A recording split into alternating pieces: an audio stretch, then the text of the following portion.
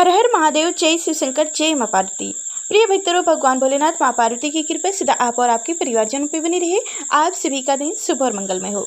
आज प्रस्पान करेंगे सावन माह का 5वां सोमवार है और कहते हैं कि इस दिन भगवान शिव और माता पार्वती की कथा एवं सावन के सोमवार की व्रत कथा को सुनने से अनंत शुभ फलों की प्राप्ति होती है एवं मनुष्य के सभी पाप और संकट कट जाते हैं तथा सभी मनोकामनाओं की पूर्ति होती है। तो आज मैं आप सभी को सुना रही हूँ भगवान शिव और माता पार्वती की बड़ी ही दुर्लभ कथा। तो इस कथा को पूरा श्रद्धा और प्रसन्नचित्त मन से पूरा अवश्य सुनिएगा। आधी अधूरी कथा को सुनने से पूर्ण फल की प्राप्ति नहीं होती है। भगवान शिव का आशीर्वाद प्राप्त करने के लिए कमेंट बॉक्स में हर हर महादेव अवश्य लिखिएगा। तो चलिए कथा को रसपान कीजिए। कथा सुनने से पहले आप सभी से अनुरोध है कि अगर हमारी कथा हमारे चैनल पे आप नए हैं तो लाइक कर चैनल को सब्सक्राइब कीजिएगा, ज़्यादा से ज़्यादा इस कथा को शेयर कीजिएगा। तो कथा के अनुसार अमरपुर नगर में एक धनी व्यापारी रहता था। दूर दूर तक उसका व्यापार फैला हुआ था। नगर में उस व्यापारी का सभी लोग मान सम्मान करते थे। इतना सब कुछ होने पर भी वह व्यापारी अंदर मन से बहुत दुखी था, क्योंकि उस व्यापारी का कोई पुत्र नहीं था। दिन रात उसे एक ही चिंता सताती रहती थी, उसकी मृत्यु के बाद उनके इतने बड़े व्यापार और धन संपत्ति को कौन संभालेगा। पुत्र पाने की इच्छा से वह व्यापारी प्रति सोमवार भगवान शिव की व्रत पूजा किया करती थी। संध्या काल को व्यापारी शिव मंदिर में जाकर भगवान शिव के सामने घी का दीपक जलाया करती थी।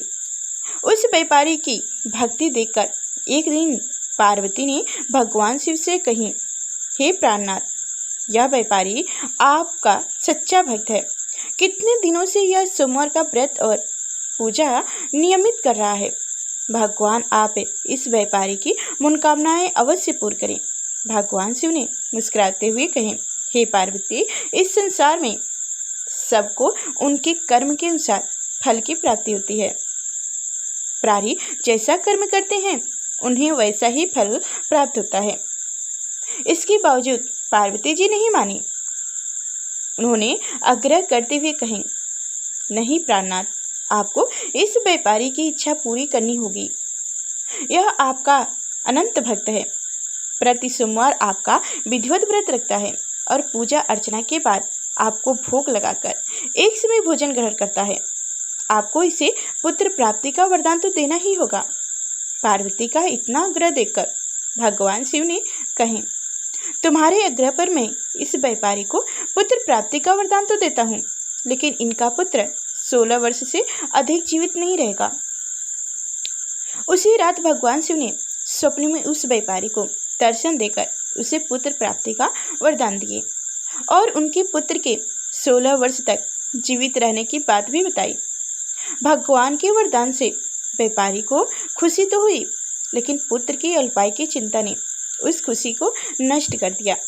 व्यापारी पहले की तरह सोमवार का विधिवत व्रत करते रहे। कुछ महीने पश्चात उनके घर अति सुंदर पुत्र उत्पन्न हुआ। पुत्र जन्म से व्यापारी के घर में खुशी भराई। बहुत धूमधाम से पुत्र जन्म का समारोह मनाया गया। व्यापारी को पुत्र जन्म की अधिक खुशी नहीं हुई, क्योंकि उसे पुत्र की अल्प आय की रहस्य का पता था। यह रहस्य घर में किसी को नहीं मालूम था। विद्वान ब्राह्मणों ने उस पुत्र का नाम अमर रखा। जब अमर 12 वर्ष का हुआ तो शिक्षा के लिए उसे वाराणसी भेजने का निर्णय हुआ। व्यापारी ने अमर के मामा दीपचंद्र को बुलाया और कहा कि अमर को शिक्षा प्राप्त करने के लिए वाराणसी छोड़ आओ। अमर अपने मामा के साथ शिक्षा प्राप्त करने के लिए चल दिया। रास्ते में जहाँ भी अमर और दीपचंद्र रात्रि विश्राम के लिए रुकते, वहीं यज्ञ कराते और ब्राह्मणों को भोजन कराते थे। लंबी यात्रा के बाद अमर और दीपचंद्र एक नगर में पहुंचे। उस नगर के राजा की कन्या के विवाह की खुशी में पूरे राज्य को सजाया गया था। निश्चित समय पर बारात आ गई, लेकिन वर का पिता अपने बेटे के एक आंख से काना होने के कारण बहुत चिंतित थे। उसे इस बात का भय सता रहा था कि राजा को इस बात का पता चलने पर कहीं वह विवाह से इनकार न कर दे, इससे उनकी बदनामी होगी। वर के पिता ने अमर को देखा तो उनके मस्तिष्क में एक विचार आया। उसने सोचा क्यों ना इस लड़की को दूल्हा बनाकर राजकुमारी से विवाह करा दूं। विवाह के बाद इनको धन देकर विदा कर दूंगा और राजकुमारी को अपने नगर में ले जाऊंगा। वर के पिता ने इसी संबंध में अमर और दीपचंद्र से बात की। दीपचंद्र ने धन मिलने के लालच में वर के पिता की बात स्वीकार कर ली। अमर को दूल्हे के वस्त्र पहनाकर राजकुमारी चंद्रिका से विवाह करा दिया गया। राजा ने बहुत सा धन देकर राजकुमारी को विदा किया। अमर जब लौट रहा था तो सच नहीं छुपा सका और उसने राजकुमारी की ओढ़नी पर लिख दिया, राजकुमारी चंद्रिका, तुम्हारा विवाह तो मेरे साथ हुआ है। मैं तो वाराणसी में शिक्षा प्राप्त करने जा रहा हूँ। अब तुम्हें जिस युवक की पत्नी बनना पड़ेगा वह एक आंख से काना है। जब राजकुमारी ने अपनी ओढ़नी पर लिखी हुई पढ़ी तो उसने काने लड़के के साथ जाने से इनकार कर दिया। राजा ने सब बातें जानकर राजकुमारी को महल में रख लिया। उधर अमर अपने मामा दीपचंद्र के साथ वाराणसी पहुंच गया। अमर ने गुरुकुल में पढ़ाई शुरू कर दी। जब अमर की आयु 16 वर्ष पूरी हुई तो उसने एक यज्ञ किया। यज्ञ की समाप्ति पर ब्राह्मणों को भोजन कराया और खूब अन्न वस्त्र दान दिया। रात्र को अमर अपने शयन कक्ष में सो गया। शिव के वरदान के अनुसार शयन अवस्था में ही अमर के प्राण पखर गए, उड़ गए। सूर्योदय पर मामा अमर को मृत देखकर रोने पीटने लगे। आसपास के लोग भी एकत्रित होकर दुख प्रकट करने लगे। मामा के रोने बिलाप करने के स्वर समीप से गुजरती हुई भगवान से और माता पार्वती ने भी सुनी। पार्वती जी ने भगवान से कही, हे प्राणनाथ, मुझसे इनके रोने के स्वर सहन नहीं हो रहे हैं। आप इस व्यक्ति के कष्ट को अवश्य दूर करें। भगवान शिव ने पार्वती जी के साथ अदृश्य रूप में समीप जाकर अमर को देखा तो पार्वती जी से बोले, पार्वती, यह तो उसी व्यापारी का पुत्र है। मैंने इसे 16 वर्ष की आयु का वरदान दिया था। इसकी आयु पूरी हो गई है। पार्वती जी ने फिर भगवान शिव से निवेदन की, हे प्राणनाथ, आप इस लड़के को जीवित करें, नहीं तो इनके माता पिता पुत्र की मृत्यु के कारण रो रो कर अपने प्राण का त्याग कर देंगे।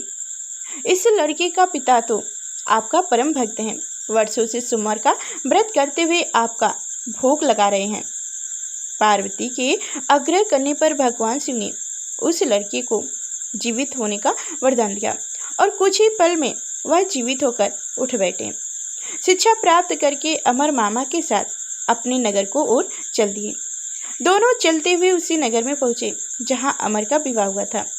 उस नगर में भी अमर ने यज्ञ का आयोजन किया। समीप से गुजरते हुए नगर के राजा ने यज्ञ का आयोजन देखा। राजा ने अमर को तुरंत पहचान लिया।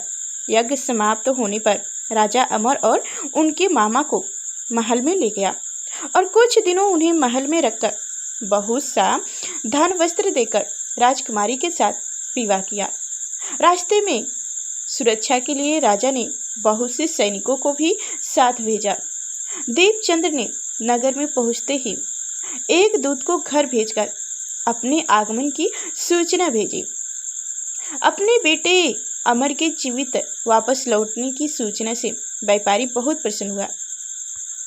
व्यापारी ने अपनी पत्नी के साथ स्वयं को एक कमरे में बंद कर रखा था। भूखे प्यासे रहकर व्यापारी और उसकी पत्नी बेटे की प्रतीक्षा कर रहे थे। उन्होंने प्रतिज्ञा कर रखी थी कि यदि उन्हें अपने बेटे की मृत्यु का समाचार मिला तो दोनों अपने प्राण त्याग देंगे। व्यापारी अपनी पत्नी और मित्रों के साथ नगर के द्वार पर पहुंचे। अपने बेटे के विवाह का समाचार सुनकर पुत्रवधू राजकुमारी दीपचंद्रिका को देखकर उसकी खुशी का ठिकाना न रहा।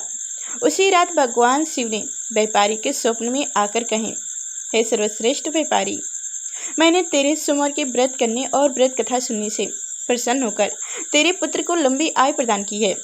व्यापारी बहुत प्रसन्न हुआ। सोमवार का व्रत करने से व्यापारी के घर में खुशियां लौट आई। शास्त्रों में लिखा है कि जो स्त्री पुरुष सोमवार का विधिवत व्रत करते हैं और व्रत कथा सुनते हैं, उनकी सभी इच्छाएं पूरी होती है। जय शिव शंकर, जय मां पार्वती।